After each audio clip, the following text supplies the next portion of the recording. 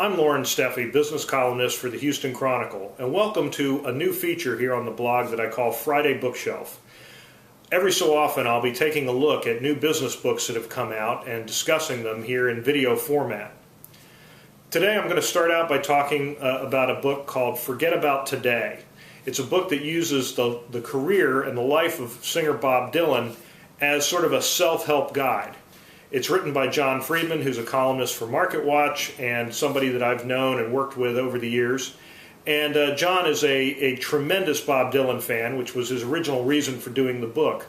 But he told me when I talked to him last week that what he really wanted to do was write a different kind of Bob Dylan book. There's been tons of books written about Bob Dylan, but he wanted to try to find a way to sort of get inside the legacy and find a way to apply Dylan's career to as sort of everyday lives, to things that we could all use in our everyday lives. And that's what he's done in this book.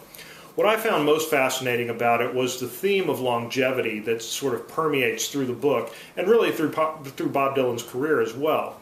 We know that Dylan, of course, was tremendously popular in the 1960s and even into the 1970s, both as a folk musician and later as a rock musician, had a huge influence as a songwriter. But you know, really, he's never faded away. I mean, he's changed his career. He's reinvented himself again and again, and he still continues to win Grammys. He has a tremendous amount of staying power in a business that is not normally known for such things. And I thought that was really interesting. I mean, in a way, Bob Dylan not only has been successful in the music business, but he's also redefined success. It's not just about popularity, it's about building a long-term business. Now, we all know that groups like the Rolling Stones that continue to tour and get big bucks, we would consider them to be successful. But I've often been fascinated by people in creative businesses like music that find a way to redefine success. John and I talked a little bit about another musician, Jimmy Buffett, who has done much the same thing. Jimmy Buffett only ever had one major hit, and yet he's transformed it into an incredible financial empire. Obviously, there's some other musicians that have a lot of staying power, Paul McCartney, Bruce Springsteen, Madonna, and John touches on some of that in this book. But I think what was interesting about Bob Dylan was the fact that he set out almost from the beginning to build a career in music. He never intended, when he went to New York, to go back to school. He never intended to get a part-time job. He was determined to make it as a musician, and that becomes clear when you read this book. There was a plan, and he was willing to stick to the plan.